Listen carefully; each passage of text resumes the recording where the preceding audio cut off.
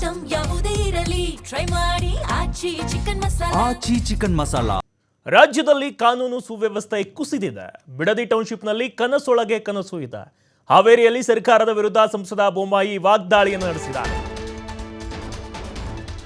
ರಾಜ್ಯದಲ್ಲಿ ಕಾನೂನು ಸುವ್ಯವಸ್ಥೆ ಅನ್ನೋದು ಕುಸಿದ್ಬಿಟ್ಟಿದೆ. ಬಿಡದಿ ಟೌನ್ಶಿಪ್ನಲ್ಲಿ ಕನಸೊಳಗೆ ಕನಸು ಇದೆ.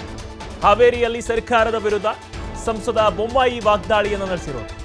ಹಾವೇರಿ ಜಿಲ್ಲೆಯಲ್ಲೂ ಕೂಡ ಕಾನೂನು ಸಂಪೂರ್ಣವಾಗಿ ಹಾಳಾಗಿದೆ. ಉನ್ನತ ಅಧಿಕಾರಿಗಳ ಗಮನಕ್ಕೆ ತಂದರೂ ಕೂಡ ಯಾವುದೇ ಪ್ರಯೋಜನವಾಗಿಲ್ಲ.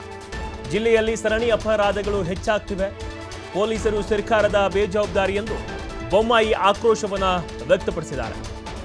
ಒಂದ್ ಕಡೆ ರಾಜ್ಯದಲ್ಲಿ ಕಾನೂನು ಸುವ್ಯವಸ್ಥೆ ಏನಿದೆ ಅದು ಸಂಪೂರ್ಣವಾಗಿ ಕುಸಿದ್ಬಿಟ್ಟಿದೆ. ಕೊಲೆ ಪ್ರಕರಣಗಳು, ದರೋಡೆ ಪ್ರಕರಣಗಳು ಜಾಸ್ತಿ ಆಗ್ತಾ ಇವೆ. ಆಮೇಲೆ ಈ ಕಡೆ ಬಿಡದಿ ಟೌನ್ಶಿಪ್ನಲ್ಲಿ ಕನಸೊಳಗೆ ಕನಸಿದೆ.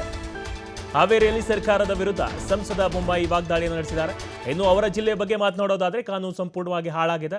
ಉನ್ನತ ಅಧಿಕಾರಿಗಳಿಗೆ ಗಮನಕ್ಕೆ ತಂದರೂ ಕೂಡ ಪ್ರಯೋಜನವಾಗಿಲ್ಲ ಅಂತ ಬೊಮ್ಮಾಯಿ ಹೇಳಿದ್ದಾರೆ.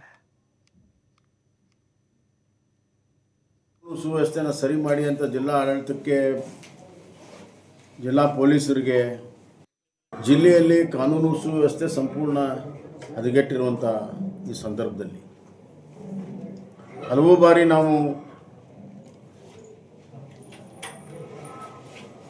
ಈ ಕಾನೂನು ಸುವ್ಯವಸ್ಥೆನ ಸರಿ ಮಾಡಿ ಅಂತ ಜಿಲ್ಲಾ ಆಡಳಿತಕ್ಕೆ, ಜಿಲ್ಲಾ ಪೊಲೀಸರಿಗೆ ಹೇಳಿದಾಗಲೂ ಕೂಡ ಸರಿಯಾಗಿಲ್ಲ.